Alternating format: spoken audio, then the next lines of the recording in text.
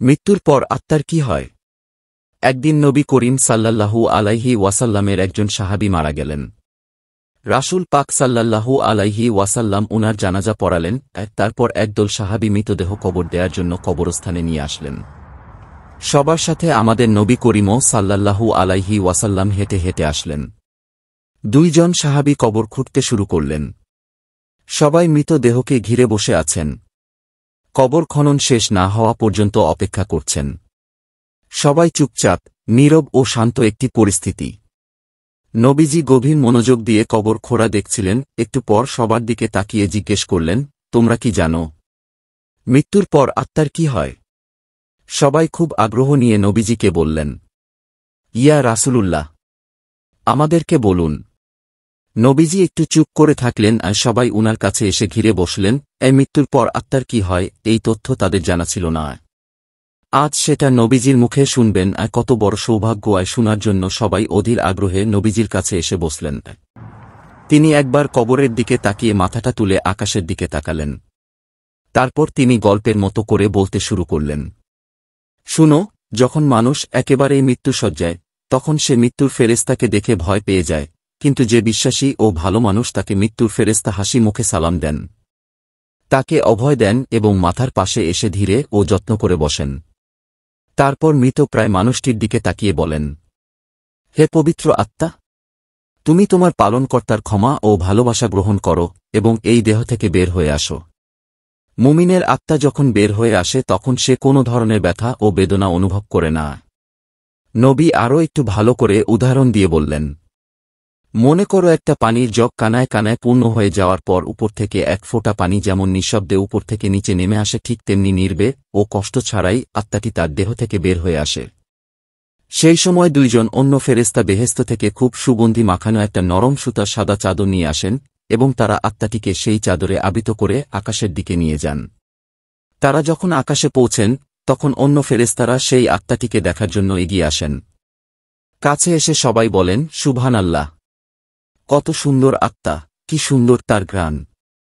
তারপর সবাই জানতে চান, এই আত্মাটি কার? উত্তরে আত্মা বহনকারী ফেরেশতারা বলেন, উনি হলেন ফুলান ইবনে ফুলান। নবী আরবিতে বলেছেন, বাংলায় হল অমুকের সন্তান অমুক। বাকি ফেরেশতাগণ তখন আত্মাটিকে সালাম দেয়, তারপর আবার জিজ্ঞেস করে, উনি কি করেছেন? উনার আত্মা এত সুঘ্রাণ কেন? আত্মা বহনকারী ফেরেশতাগণ তখন বলেন, আমরা শুনেছি মানুষজন নিচে বলাবলি করছে, উনি একজন ভালো মানুষ ছিলেন, আল্লাহর ভালো বান্দা, অনেক দয়ালু, মানুষের অনেক উপকার করেছেন। এতটুকু বলার পর নবী একটু থামলেন। তারপর সবার দিকে ভালো করে দৃষ্টি দিয়ে উনার কণ্ঠটা একটু বাড়িয়ে বললেন, এই কারণেই বলছি, সাবধান, তোমরা কিন্তু মানুষের সাথে কখনো খারাপ ব্যবহার করবে না। তুমি মারা যাওয়ার পর মানুষ তোমার সম্পর্কে যা যা বলবে, এই আত্মা বহনকারী ফেরেশতারাও আকাশে গিয়ে ঠিক একই কথা অন্যদেরকে বলবে। এই কথা বলে তিনি আবার একটু চুপ করলেন, কবরটার দিকে দৃষ্টি দিলেন। আবার বলতে শুরু করলেন, এই সময় মানুষ যখন পৃথিবীতে মৃতদেহকে কবর দেওয়ার জন্য গোসল দিয়ে প্রস্তুত করবে, তখন আল্লাহ তাআলা আত্মা বহনকারী ফেরেশতাদেরকে বলবেন, যাও, এখন তোমরা আবার এই আত্মাকে তার শরীরে দিয়ে আসো। মানুষকে আমি মাটি থেকে বানিয়েছি, মাটির দেহেই তার আত্মাকে আবার রেখে আসো, সময় হলে তাকে আমি আবার পুনরায় জীবন দিব। তারপর মৃতদেহকে কবরে রেখে যাওয়ার পর দুইজন ফেরেশতা আসবেন আর তাদের নাম মুনকার ও নাকির। তারা মৃতের সৃষ্টিকর্তা, তার ধর্ম ও নবী সম্পর্কে জিজ্ঞেস করবেন। মুনকার নাকির চলে যাওয়ার পর আত্মাটি আবার অন্ধকার কবরে একাকী হয়ে যাবে। সে এক ধরনের অজানা আশঙ্কায় অপেক্ষা করবে, কোথায় আছে, কি করবে। এক অনিশ্চয়তা এসে তাকে ঘিরে ধরবে।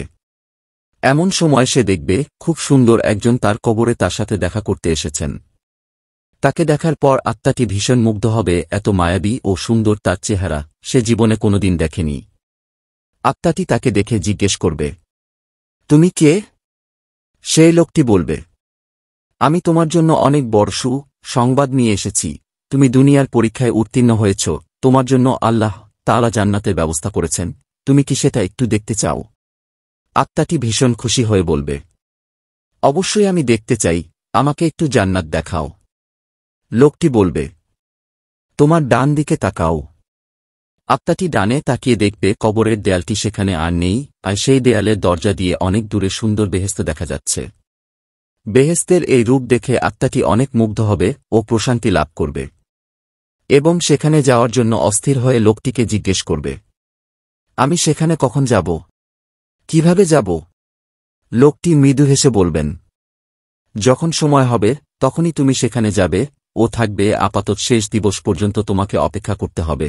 ভয় পেও না, আমি তোমার সাথেই আছি, তোমাকে আমি সেই দিন পর্যন্ত সঙ্গ দিব। আত্মাটি তখন তাকে আবারও জিজ্ঞেস করবে, কিন্তু তুমি কে? তখন লোকটি বলবে, আমি তোমার এতদিনের আমল, পৃথিবীতে তোমার সব ভালো কাজের, তোমার সব পুণ্যের রূপ আমি। আজ তুমি আমাকে একজন সঙ্গীর মতো করে দেখছ, আমাকে আল্লাহ তাআলা তোমাকে সঙ্গ দেওয়ার জন্যই এখানে পাঠিয়েছেন। এই কথা বলে লোকটি আত্মাটির উপর যত্ন করে হাত বুলিয়ে দিবেন এবং বলবেন, হে পবিত্র আত্মা, এখন তুমি শান্তিতে ঘুমাও, নিশ্চিন্তে বিশ্রাম নাও। এই কথা বলার পর আত্মাটি এক নজরে বেহেশতের দিকে তাকিয়ে থাকবে এবং একসময় এই তাকানো অবস্থায় গভীর প্রশান্তিতে ঘুমিয়ে পড়বে।